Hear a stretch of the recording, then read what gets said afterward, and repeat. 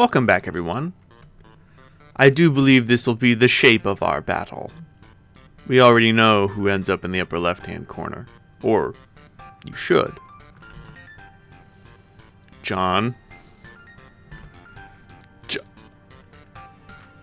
John? Wait. Oh, we can see him from all the way out here. Boop. Boop. Zap.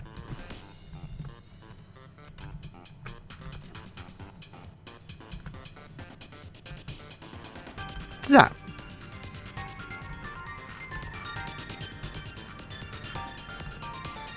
Best not cross your own path, John. Boom!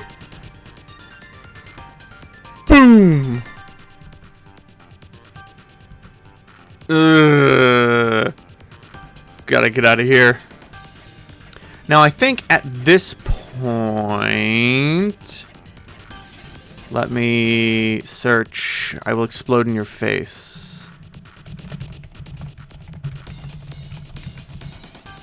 Well, what are you gonna do? Should find it. No, that's in problem sleuth. Darn it.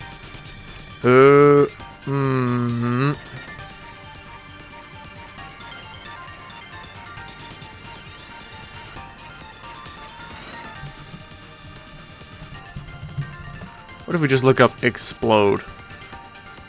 Alrighty, I randomly explode. Nope, before that.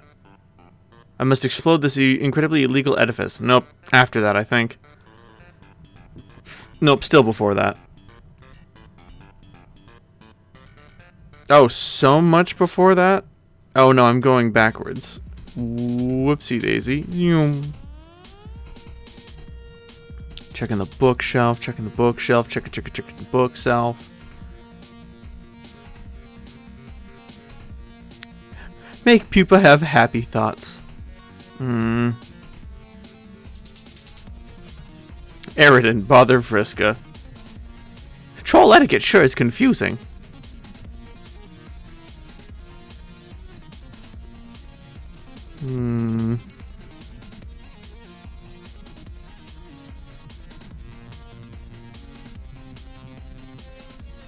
Darn. I think if we go back to that page, John will be standing there. These pages have been changed, altered, to include John's presence.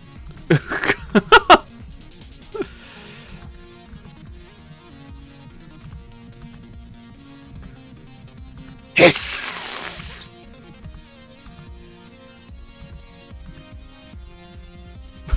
Juggalo decapitation! Oh god, what the fuck? Act 6, Intermission 5, Intermission 6. I did it! I conquered the Maroon Stripe planet, thus unlocking the final and most powerful Toad Goblin of all! Wow, he's so perfect, so huge, so strong! I love him being strong. Finally, the ideal minion with the type of power I admire the most. Which is being a huge, strong guy with enormous, powerful muscles. Yes. Oh yeah, I also got Green Stripe Hat. He's good too. In that he is also large and relatively strong. And mean. He flips a coin too, I think, which is also pretty cool. Oh, and don't tell me what they do. All I care about is that they're big and strong. Do not spoil my moment of triumph with more of your human monkey earth business. What? Nothing to say? Yes, this is good. Oh, hey, Jack's back. He appears to have stabbed Gamzee once. That's just how he says hello. Yes, this is good. You're finally learning who's the boss, and soon everyone else will too. Now I have to conquer the Black Planet. This one is a different thing from the others. My sources tell me, by which I mean the clown tells me, that this planet has been claimed by the Black Queen herself. I will need to overcome her to win. As such, in a stroke of brilliant cleverness, my brain devised an idea. I have recruited Jack Noir to help settle our mutual score. Really, getting Jack to do violent things for me always strikes me as such a good idea. So I might as well just do it always, rather than always thinking of new stuff, which is very difficult to do. He would make a good friend, if the concept of friendship wasn't horrid and meaningless to me. Therefore, I will think of a way to dispose of him once his usefulness is over. It's bad form to leave stray noirs wandering around. Don't tell him I said any of this. My treachery to him is meant to be a surprise. Hello? Where the fuck did you go? Aren't you going to tell me what you think of my great plan, or deride me in some fashion for my juvenile conduct and poor critical thinking skills? Well, you unspeakably putrid and fatuous blabbermouth, I demand that you talk to me. Okay, I see how it is. You have decided you will no longer allow me to browbeat you into helping me, through sheer force of petulance. It may surprise you to know I am just as capable of respecting that, as I am of throwing a tantrum about it. I don't need you anymore. I don't need anyone. Booyah! Spike.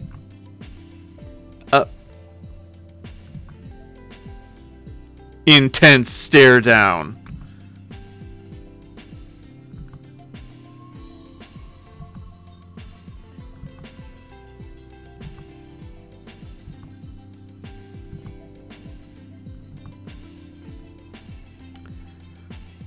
Clobbered.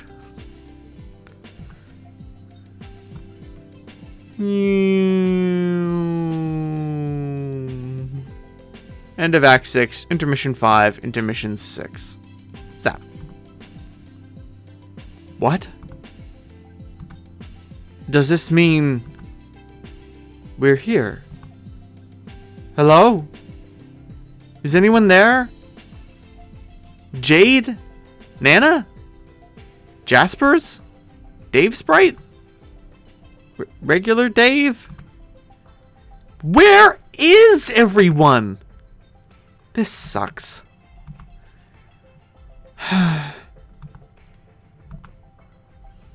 You chance upon the slab of the Jaded Fool's ennui. You don't know the slab is called that, but that's what the slab is called.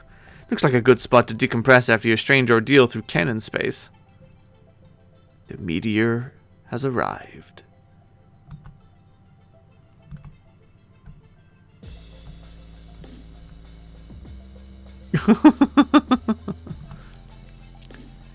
So, has anyone figured out how we're actually going to stop this meteor?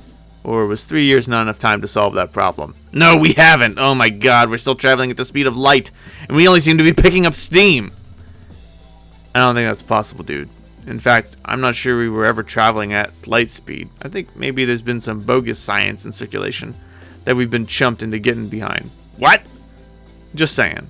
No, I'm just saying. We came all this way and we're all going to die. I don't believe this. How could we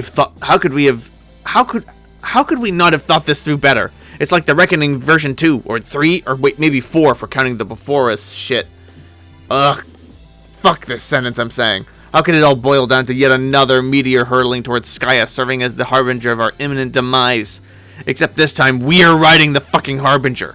Which is ironic when you think about it. We were brought into this life riding a meteor. Makes sense that's how we'd all go out. Man, pull it together. This thing has to have some escape pods or something. Where? I never saw any! Maybe they're being stored in the hypergravity chamber. We have a hypergravitory chamber? Or I guess maybe we could just sort of hop up and, like, fly away. Why, you abhorrent column of smarmy filth, you always did know how to rub the salt in the wound. What about those of us who can't fly, you know? I can't fly, and you know, it's a sore subject for me. Oh, I swear to God, this meteor needs one of those baby on board things on the back, but like a grub instead of a baby for max fidelity to the gag because trolls. I know you can't fly, dude, obviously. I just carry you or something. I'd rather fucking die. Don't worry, guys. I've a feeling everything's gonna work out. Rose, shut the fuck up.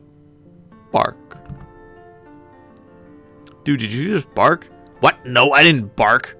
I thought that was you. Why would I bark? Well, why the fuck would I bark? Because you're having a mental breakdown. Why don't you have a mental go fuck yourself? Or wait, then use your alleged time powers to make a copy of yourself, and then turn this audacious fantasy into a sensual reality. Nah. Bark. There it was again. The bark happened again. Who? Wasn't me. Who the fuck is barking? Did you bark? You fucking Can I? Did you bark? You fucking with us, Miriam? Hiss! Terezi, was it you? What is it? What are you looking at? Maybe the mayor barked. Mayor, was that you? I bet it was. God, I love the mayor. He's so full of surprises. Oh boy. Hey guys. Hey. Clown. Oh dear Lord. Long time no see. Oh no.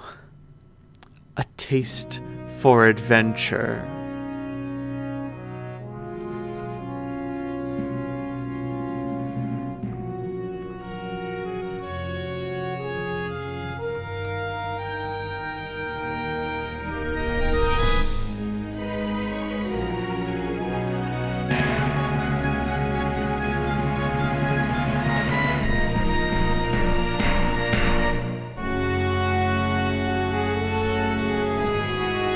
The deepest sigh of all.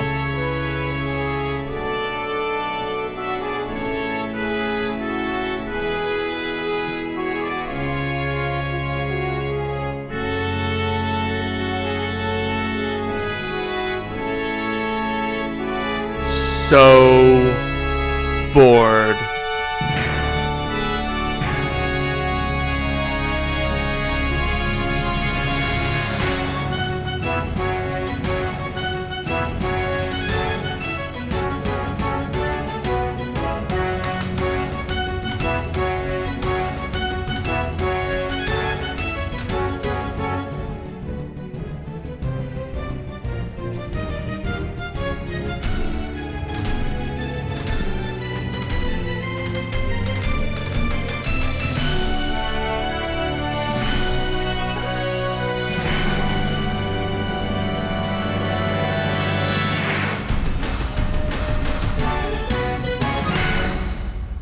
Oh, what? Hello, everyone.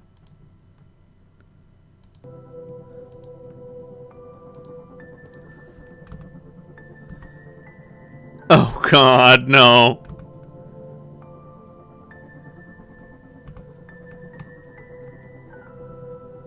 End of year 4.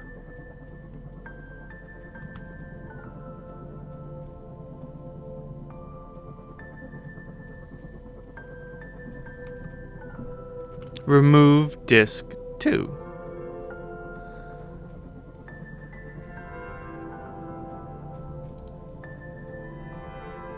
Stomp, stomp, stomp, stomp, stomp. Insert disc 3? Disc 3.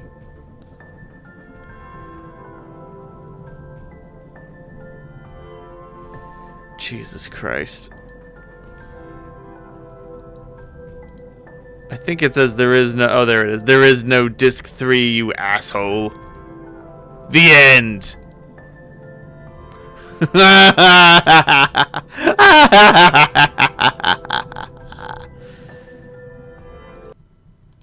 Oh no, our author has been replaced. Oh, fuck. Welcome to Act 6. Act 6, everyone. Oh, Jesus Christ.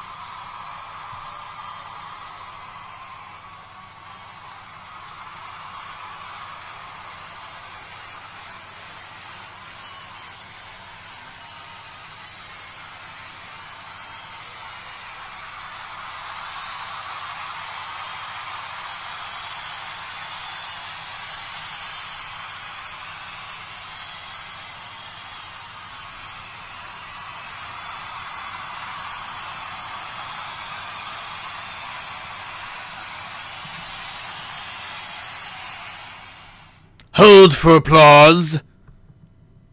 Begin, Homestuck. A young male Homo sapien is trapped in his room. The premise is uninteresting and everything about it sucks, hence the title, which is a portmanteau consisting of two thematically appropriate words. The male is not very smart. There is something about a human birthday and he doesn't have a name yet, and more stupid things along those lines. All of this is irrelevant. Here is what really matters. A young male cherub has achieved total domination over his quest, thus unlocking his magic mystery planet, and therefore gaining supreme mastery over all events in reality, canonical or otherwise. He became a god tier, obviously. It was easy, involving a trivial act of self-suicide. It was not a very big deal at all. That's what happens when you're the best. You become the best thing quite casually, and off-screen, like it's not even that important. Then he started climbing the god tiers. See? Like that. He stood on that flashy thing, which may not have been literally real?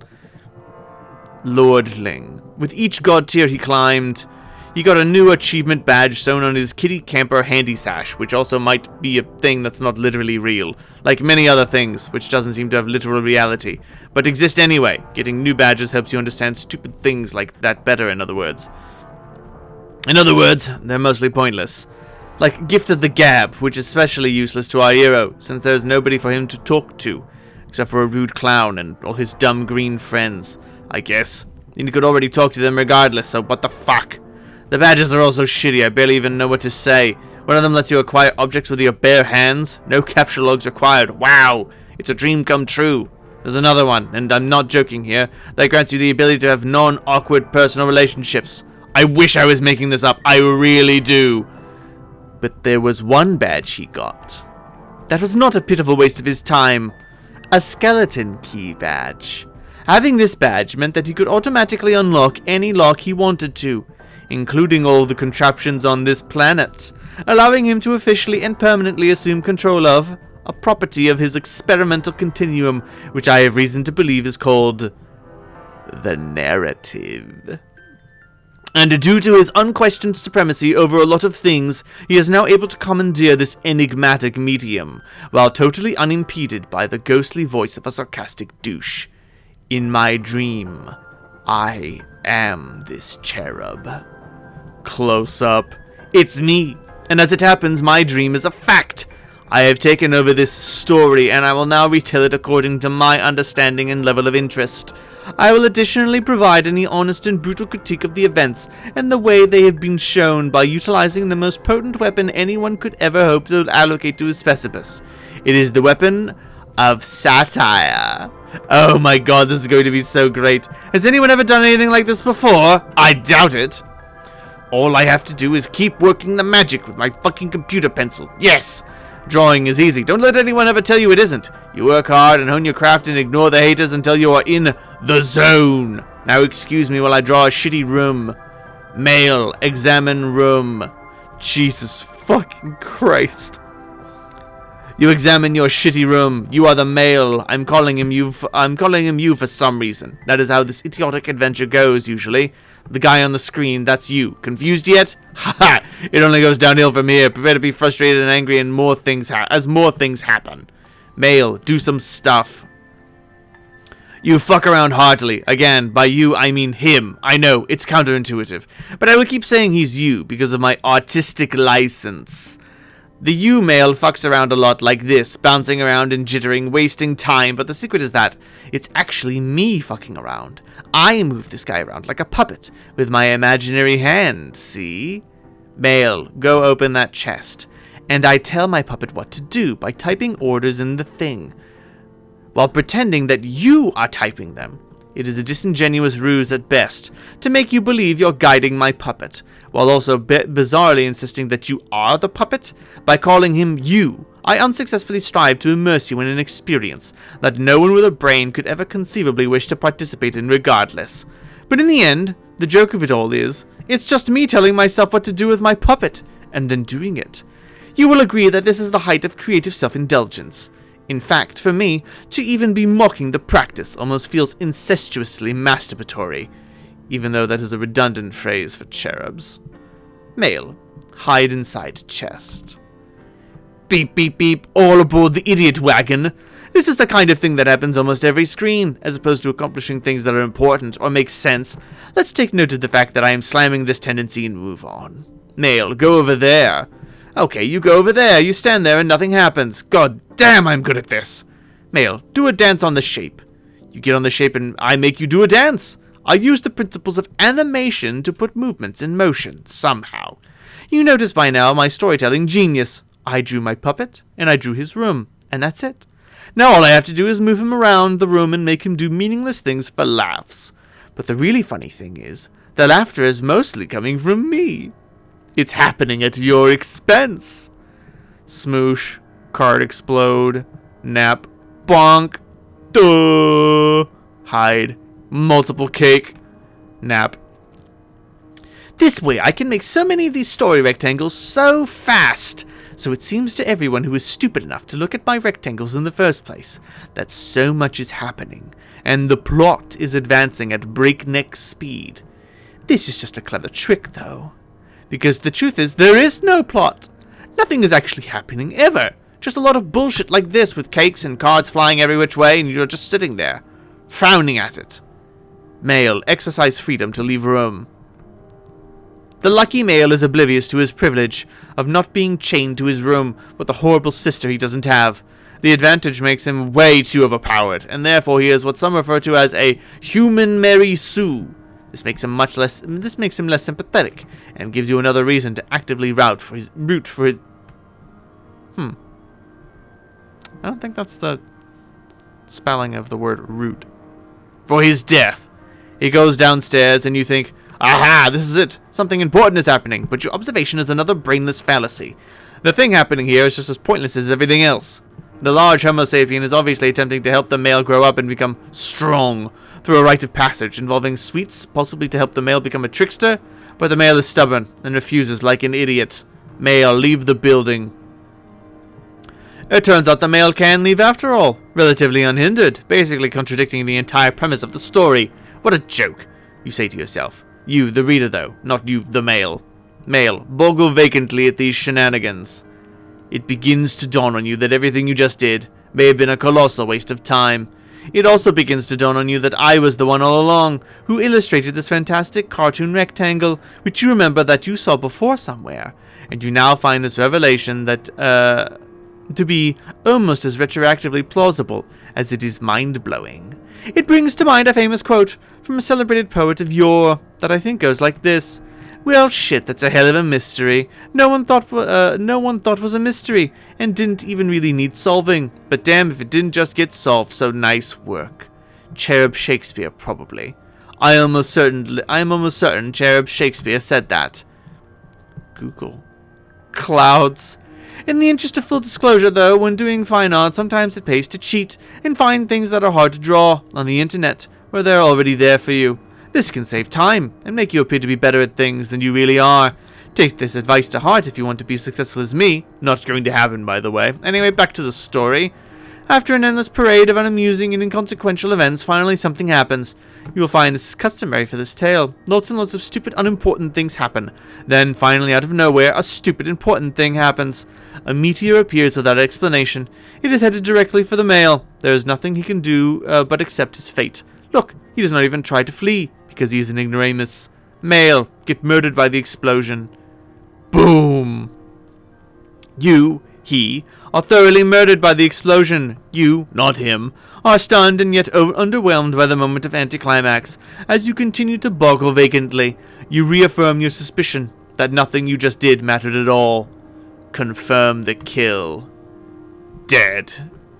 You, I, produce photographic evidence of the slaughtered male body. He is indeed dead, and will stay dead for the whole story. Only his ghost will show up now and then, in a blurry flash of light, to haunt me periodically throughout history. But I will say more about that later. You, think the above graphic looks familiar? You think you've seen this great drawing before, in a different context. You see, this is what master storytellers refer to as a visual callback. Truly exceptional professionals often will take on an old drawing they did that shows a similar situation, and do a couple of half-assed things like change the colors to make it slightly different, you, still you, observe that this ingenious feat of laziness makes the repeated things seem more profound and meaningful than they actually are, for reasons you don't understand, because they don't exist. This is a trade secret among skilled artisans such as I. Please, try to keep this on the down low, and do not tell anybody. It can be our secret. They don't even need to know. The end of Act 1. This concludes the first thing of the story, which is called an act. There are a lot of these, and they only get longer, and then begin to split into acts, and then acts. Trust me, the structure rapidly deteriorates into utter nonsense, or at least it would if it had not already begun, as such a reeking pile of shit out of the box. But please, do not worry. I will be there to guide you through every mind-numbing twist and turn, while prodding the material with my keen wit, and satirize the hell out of everything, to hold the responsible parties fully accountable for these crimes, while maximally validating my angriness about it. Maybe you thought you were going to see some other stuff, like what happens to all these idiots next? The answer is obviously, who cares? This is going to be so much better, either way you have no choice. I am in total charge here now. I believe at this point, another one of my villainous full-throated laughs will happen. Will be in order. Villainous laugh. Happen. Oh. Visual callback to the caps lock. Whoops. What was that? Hold on. BRB. I mean, BRB. Press. Oh god. What is all this shit? Horses? Why horses? Is it supposed to be ironic or something? That the very objects falling out of this box would be in the proximity of some horses? I don't get it. And what's this? An illustration manual of some sort? Is someone implying I would benefit from this? Fuck whoever's implying that by storing in a secret hole for me to discover. Huh. I don't know. It seems like... Okay. I feel like maybe... The exiles in their machines are narrative prompts, which cause actions to happen. Although the machine in which Caliborn contacts the author, that's also a narrative prompt, right? Or is it perhaps the author prompt? Oh no! Oh fuck! Don't let him! Oh Jesus Christ! How to Draw Manga, Volume 1: The Basics of Character Drawing. Who is this extravagant bitch? Is she partly a robot? Sort of like me? Oh, she seems to be an artist, also like me. Did she draw herself? I don't see how that's possible, considering she's fictional, as well as a girl. Some of the very skilled draftsmen must have drawn it, but how did he make it look like she's coming out of the paper? When I turn the book, the image stays flat, and the illusion is exposed. I wonder if the sorcerer of this so-called manga reveals the nature of his wizardry inside the tome. Why is the friendly bitch looking at me like that? With the large glassy eyes and shiny face. It's making me have weird feelings in my body. I have to put this down.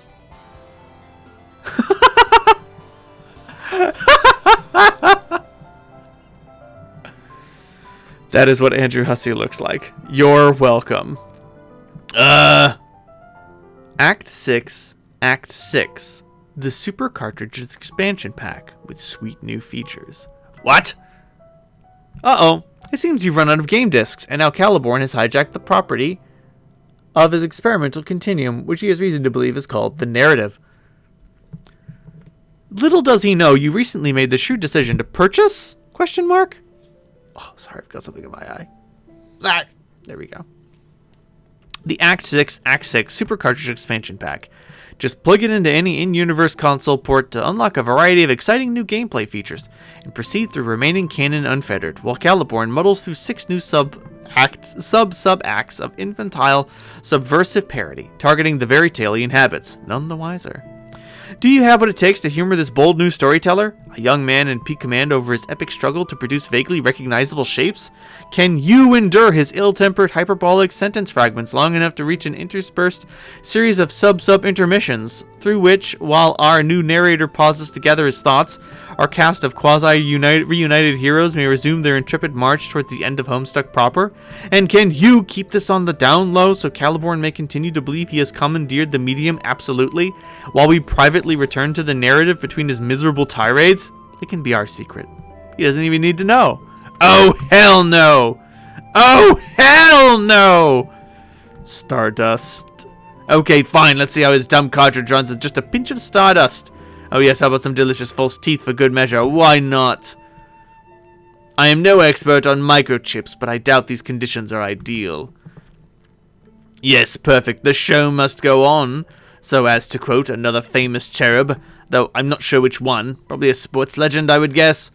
Well, I pause to gather my thoughts from my Act 2 tirade. Please enjoy this intermission cartridge, or whatever it is, with its exciting new gameplay features. Hope it doesn't have any problems or anything.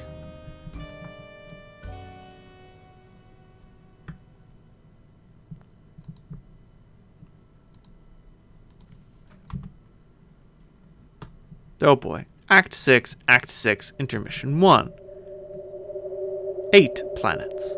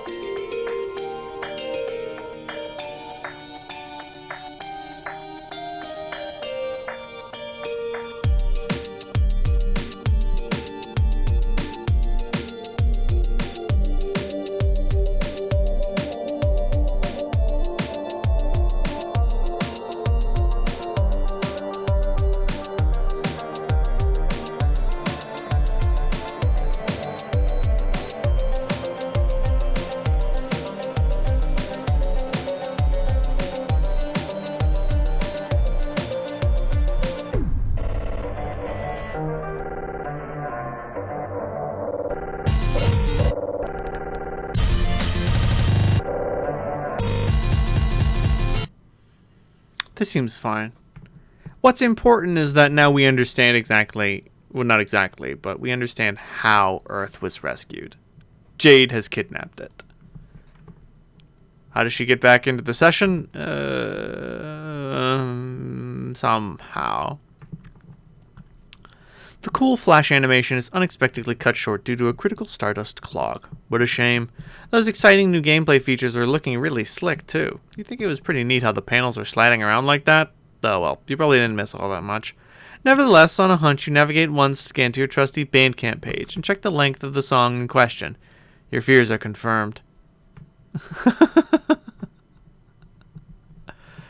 Oh, 5 minutes and 23 seconds, so we missed a lot. It seems you missed 4 solid minutes of footage. You wonder if you'll ever find out what happened. You decide to click on the planets above to try to make some sense of the situation. We'll do that next time.